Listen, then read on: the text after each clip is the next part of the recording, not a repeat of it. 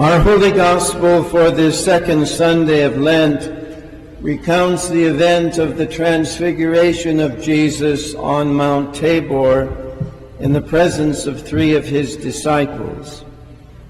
For St. Matthew, the author of today's Gospel, this event of the transfiguration serves three functions. The first, the transfiguration of Jesus confirms his identity as God's Son. The voice of the Father which is heard confirms this fact. Secondly, the transfiguration foreshadows the glory of the resurrection of Jesus.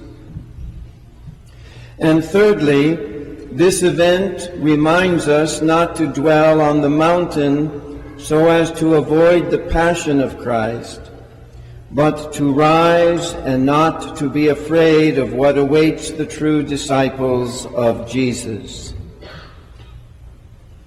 St. Francis de Sales said that where those who go stay, and those who stay go. That is, part of those who have touched our lives remain with us forever when they move on, and part of us stays with them when they go away, for good or for ill, depending on our relationship with them. Peter, James, and John had a glimpse of the glory of Jesus on Mount Tabor that would be his after his glorious resurrection. The presence of Elijah and Moses, the great Old Testament prophets, and the voice of God the Father clarifying that Jesus is the promised Messiah allows us to put our faith in this experience of these apostles. It was momentary. It was just a glimpse because so glorious was it, they could not look upon him long, and they fall to the ground somewhat in fear until Jesus assures them by a touch that everything is fine. Yet this glimpse of resurrection glory strengthens them, and they want to stay in this positive experience. Who wouldn't? If we see the glorified Christ, we can say, well, the passion and the trouble has gone by the wayside. Now it's just the glory. And Jesus is saying, not quite yet. You have to get through life. And so the apostles return to daily life, but they are nevertheless changed by this experience with Christ on the mountain. This vision of glory no doubt helped them through the rough times ahead, through the passion of Jesus, and later on in their ministry as they went out to the whole world as commanded by Christ. In the first reading, Abram, an old man, is asked by God to take his kin to a land that is promised but yet unknown. Abram trusts God's promises and goes with his kinfolk. His deep faith and his trust in God remained with him along the way.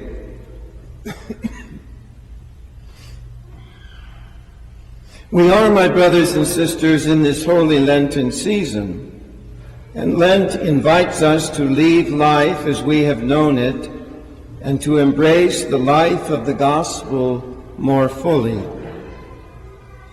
Life's journey for us includes times of blessing as well as times of hardship. We can sometimes wish we had remained just as we were, deciding everything for ourselves, independent of Christ, and relatively happy. But once we truly encounter Christ, we can never be as we were before. We are called to leave behind certain things which are incompatible with the Christian life. Our journey as Christians will take the best of life with us and will also open us to the healing, hope, and light that the Holy Gospel offers us. Thus we ask ourselves the question, are we willing to leave the old way of life behind, like Peter, James, John, and Abraham, to find Christ in daily life, whether it is easy or difficult?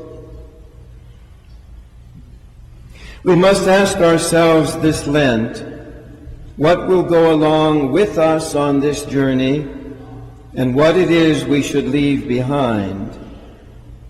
What should go along with us is our desire to follow Christ in all things.